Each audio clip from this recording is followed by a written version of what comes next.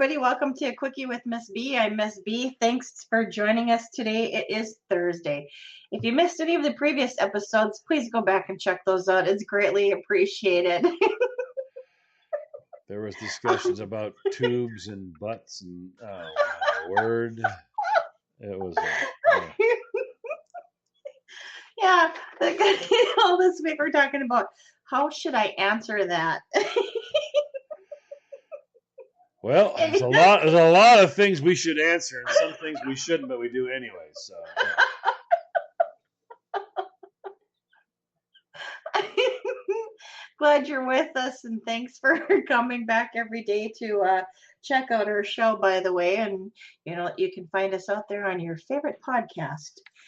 So today is Thursday. Platform. You always say that. You can find us on your favorite podcast. Platform. I'm like, why are you telling them to go to their favorite? Go to your favorite one, and we'll tell you we're there, and we won't be. Well, I like to listen to Bill's Tool Emporium. Well, we're on that. We're on that too. No, we're not. Did I say podcast? Yeah. Listen to your favorite podcast. It's like, well, shouldn't this be their favorite podcast? Tell them where they can find this. It's on your favorite podcast platform. Spreaker, iHeart, Podcast Addict, TuneIn, Sonos, Google, Jovan in India. Hello, India. They think we're, if they didn't think we were strange Americans, they definitely do now. Over there in India, there's just a lot of people sitting around with their mouths open going, what is wrong with that girl? Are these grown-ups? They're adults, yeah. Oh, shaking their heads. Wow. Oh, okay. These are special adults. Okay, I get it. Yeah, special. Yeah, okay. Wink, wink. Oh, yeah. Because this one pees on walls. Just saying. The other one just thinks weird stuff. Well, the other one finds windows dangerous because she gets distracted. Mid-sentence. That's the fattest squirrel I've ever seen. He wasn't. I don't understand how he could stay balanced on the fence. I mean, you got too much going on the sides there. You're going to tip one way or another, and off the fence you're going to go. Like Humpty Dumpty coming off the wall. He has that tail, which helps keep him balanced. It's like the tightrope walker with the big stick. Yeah. The big stick is his tail. When he starts to go a little to the left, he throws the tail to the right. A little to the right, throws the tail to the left. It's his balance. It's his counterbalance. Counterweight. So if the tail. Oh my heavens. Wherever you're about to go, stay away. Come back from the light. If he had a short fuzzy tail, it wouldn't help. Okay. Anyways, today's question. Let's get to that, shall we? Yeah, that'd be awesome. We're almost 4 minutes in. So today's question is: do fish ever get thirsty? That's a weird question. I did have to look it up. Fish are weird. I did have to look it up so I could find the answer. Okay. And I did find the answer. The answer is weird. Well, it's a weird question. Yeah. If it's a freshwater fish, they take it in through their gills and it's absorbed because their body's already salty. If it's a saltwater fish, they have to actually take it in. Now, so let's deal with the saltwater fish. So let's say you're a fish and you're cruising around, right? And a whale comes by, and if you've ever seen a whale take care of business, that's a lot of business to take care of. Number one. Yeah, when they woof, they woof, and right about that time, you being the fish decide I'm gonna have a drink, and here comes a whale. Woof. Oh, that's gonna be bad. That just has to be bad. So the answer to that, if you're a saltwater fish, you got to drink, but you got to be careful where you drink because everybody's just imagine billions of fish just running around pooping in your drinking water. Pooping and peeing in your drinking water. I mean, that's just it's contaminated. It's just terrible, and that's all they got. Like, I live in this soup. I got to drink this soup too. Really? I mean, being a fish, imagine you just let yourself go in the pool, and they go, well, that's the water we drink. Oh, Oh my gosh. okay. But then you find out everybody else is letting it go in the pool. Both number 1 and number 2. And they fart too. Oh, okay. Fish See fart. now, yeah. I'm going along, throwing out important pieces of information as you come around the corner and go, and they fart. Let's tell fart jokes. Fish fart jokes. There we go. Can you imagine if you're a whale and you fart and you're just a little fish? You get caught up in that wave, and holy cow, that could push you further out to sea than you really want to be. Yeah, you could actually be on vacation. And now you're like, I've never been here before. Where is this place? It's got to get confusing. All the water looks the same. That's just, that would be messed up. Just swimming by, minding your own business, whale farts. Now you're in another county. You're like, oh, come on.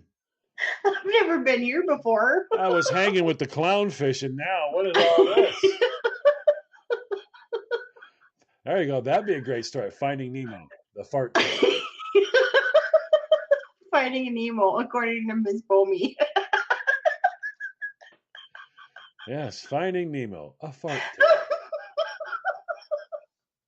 How are you doing, Mr. Whale? Oh my God! Well, if they pee and poop, they gotta have gas too. Well, I imagine. The largest animal on the friggin' planet. That's got to be one heck. Everything that critter does has got to be big time. I mean, that's got to be like almost tsunami. You know, you're like, look at that wave. Holy friggin' moly. What is that? As it oh, that's a fart. Yep, that's a fart. That's a whale fart. That's a fart. I've never seen a fart tsunami. Yeah, you haven't seen a whale then. Wonder how bad it would smell. Okay, a lot of rotting fish. I don't know. I'm going to say bad.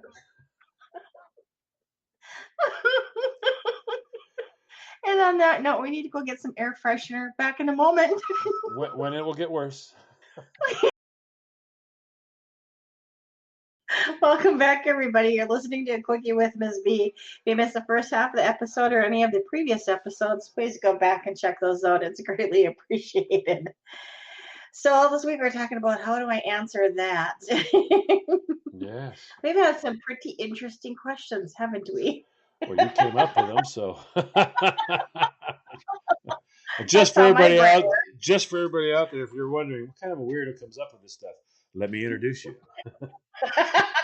Hi. And there you have it. So we have another question for today.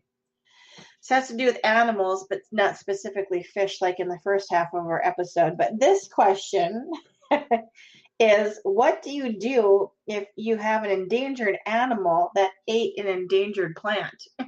Can you imagine that? All right, crikeys, here we have it. It's the wild endangered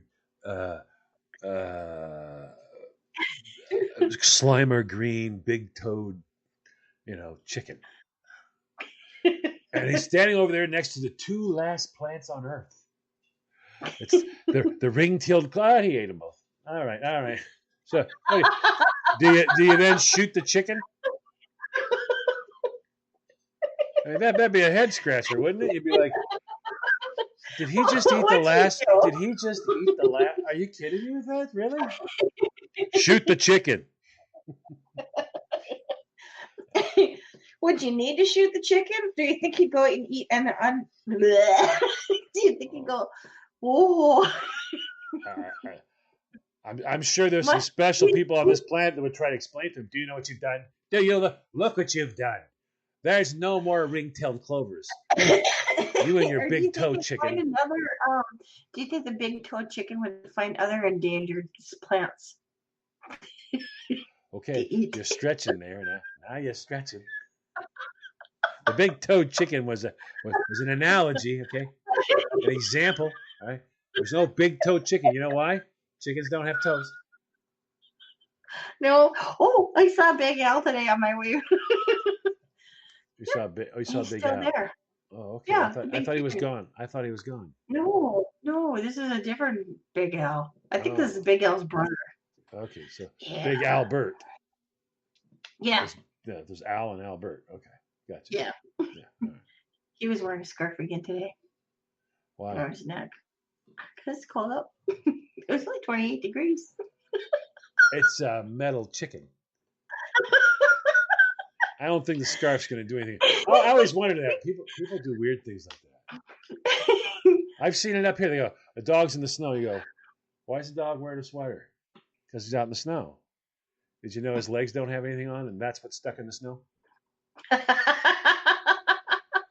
Then you meet people who go, that makes perfectly good sense, so that's why I put booties on him. You're like, what? You did what? You did what? Pretty soon they're going to make snow pants for dogs. Wow. Can you imagine? I've actually seen a Chihuahua wearing boots and a coat.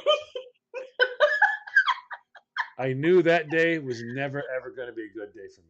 When I saw that, I was like, I need to go home now, climb in bed, turn on a really stupid television show, and stay there because something bad's going to happen. Whenever you see a Chihuahua running around, you're like, why would you have a Chihuahua in the snow anyways? I mean, a drift, Yeah. a little dusting of snow to that Chihuahua is like, wow, it's coming down, huh? Imagine 4 feet of snow. He's like, really? Really? Really? I'll just pee in the living room. How's that sound? 'Cause I'm not going. Are you crazy, woman? You're not putting me out there. You have to show a little path for him. Well, Path yeah, for his pee area. And imagine his vision. You're like, he's like, have you seen these mountains of snow? They're like 4 feet tall. I'm surrounded.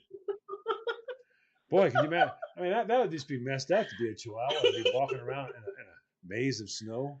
Uh-huh. That'd mess you up right quick. Build him a little race. Well, Dottie's like that. Now for Dottie, I like to have fun. I make her a racetrack. Do you? I make her a little round. I'll scoop out. I used to do about 2 shovels wide.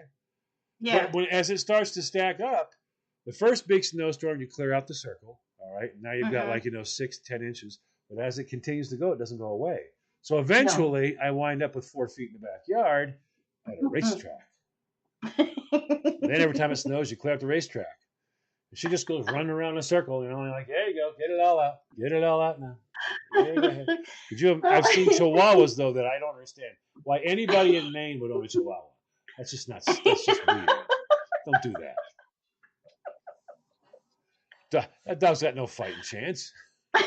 If it slips, if it goes to run off the deck and it jumps in the snow, it's gone. You're like, oh wow, that I should have thought of that, huh?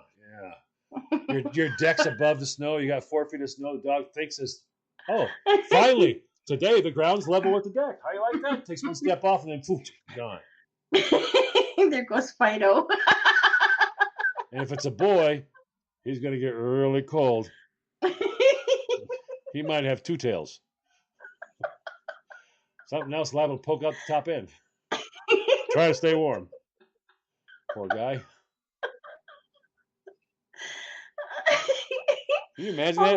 A little shape, the shape of your dog, looking down, 4 feet down is your dog. You're like, dog's looking up, a little help. Help me. Really? Seriously? I don't have lawn in this hole. You're putting me in danger. Oh my heavens! Oh wait, hold on. We were talking about animals and plants.